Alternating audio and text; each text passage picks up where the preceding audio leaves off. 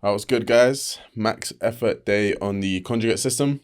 So this is a lower day. Start off with a deficit deadlift, working up to a heavy single with 1 rep in the tank, which I don't like doing at all. I don't like leaving reps in the tank. I'm still in that mode. I'm still in that childish way of thinking where I think that unless I go balls to the wall, then the work is useless or not effective or a waste of time, which is not the case at all. And that's just what I need to keep reminding myself. But yeah, that's honestly how it felt after I pulled that single. I pulled 170 for one and then done some back off sets with 152 for 2 sets of 2.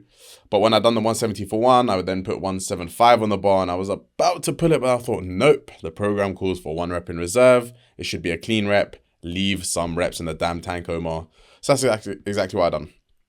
After the deadlift, we then moved on to some box jumps. So this is some explosive type work, plyometrics. I've decided to put my plyometrics on my max effort day because I feel like it makes sense to do explosive jumps where we're requiring a lot of force straight after we do some heavy lifting, because the heavy lifting sort of potentiates the muscle and gets it ready to put down that force that it just used in the heavy lifting in a very quick way, in a very quick manner, which is exactly what we want for explosive jumps. So yeah, look at this editing here. I'm giving you that dual cam setup.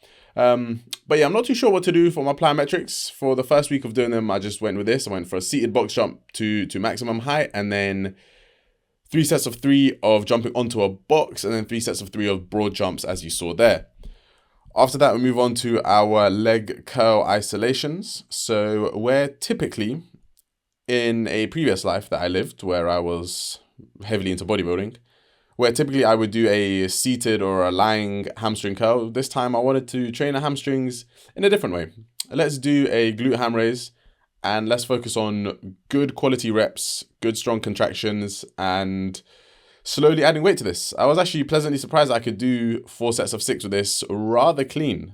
These are good reps, slow and controlled. And actually I think I'm ready for weight next week. Might repeat body weight again next week just to really tidy up the technique, or I might grab a little 5 kilo plate and see how I do. But yeah, that was my hamstring isolation. And then the final exercise of the day, we done 3 sets of 20 leg press. Now, I've never done 20 reps with a leg press. That's my worst enemy. I would never want to do that because number 1, that's a tough ass set. Number 2, that's a lot of cardio demands. And number 3, it's kind of boring. Like back in my bodybuilding days, I just preferred heavy sets of 8 to 12, but the program called for 3 sets of 20 on leg press, so I said, you know what, let's just follow the program exactly as it's written.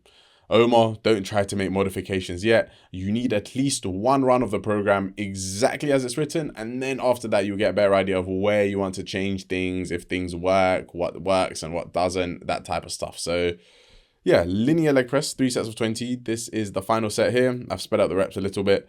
I like to break up the reps into mini sets of 5. So you'll see I do 5 in a row, then take a little breather, then 5 in a row again. Yeah, first time using a linear leg press in forever. I mean, if you watch my channel and you know me, you know that every and any leg press I've ever used has always been the pivoting ones. I absolutely love the Cybex one and the Nitram one, but yeah, linear leg press treated me all, and that's a full max effort day for the lower body following the conjugate type system.